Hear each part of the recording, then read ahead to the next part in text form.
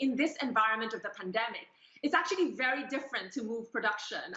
In fact, if you look at the last AmCham survey that came out, in fact, they said like 70% of those that were surveyed in terms of US companies were not looking to shift their production. I think where there's a bit of shifting is definitely there's a diversification of kind of sourcing. You don't want to put all your eggs in one basket in China.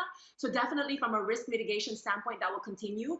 But at the moment, I think the focus of companies actually is more to normalize production. And I think a lot of factory relocation, I think, is going to be significantly delayed on the back of what's going on with the virus. Now, I think in the medium long term, definitely China has to be mindful. But we have to remember that China is also a very large domestic market. And I think it's more of companies moving to diversify out of China, not necessarily to shut down facilities in China.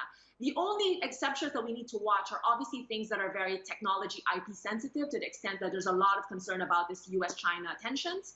And we see some of that benefiting, for example, the likes of Taiwan.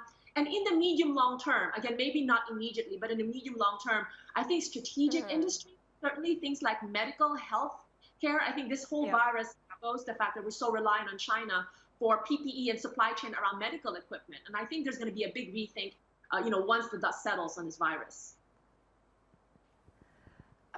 Johanna, you mentioned that perhaps some of this benefits places like Taiwan. I mean, we're almost seeing that today in that story with TSMC agreeing to open this factory in Arizona. And I wonder if this is just the beginning of this bigger narrative the Trump administration is pushing with bringing back the supply chain, bringing it home, and whether that really poses risks for the outlook in China going forward.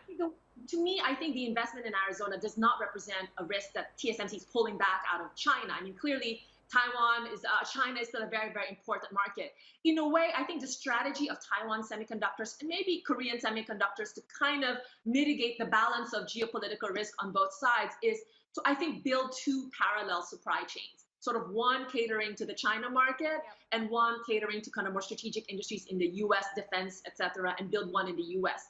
So I think, as I said, China is still a very, very important market. In fact, for TSMC, China is one of the largest demand market. It's too important. So if you can appease some of the pressures coming out from Washington by building your own fab there, maybe that will kind of alleviate some of the tensions of kind of any forced cutting of ties with China. I think that's how everyone's going to do it. They're going to try, although there's going to be inefficiencies around having to build by, kind of divergent kind of supply chain. I think this is the reality that they're willing to take given the geopolitical issues. Okay. And Johanna, what you said too about your concerns around perhaps the unemployment side and what may be done at the upcoming NPC to address this. When you look at the numbers that we got, I mean, a pretty decent beat on industrial production. Does this give you any reassurance about jobs in that side, or we need to really see what happens to jobs in the services industry as well? Yes, exactly. I mean, a lot of the losses in jobs are really in SME sector, which is a lot of it is tied in services, which again is not reflected in the industrial production data. And a lot of also the concern about jobs is the uncertainty related to those tied to the export markets.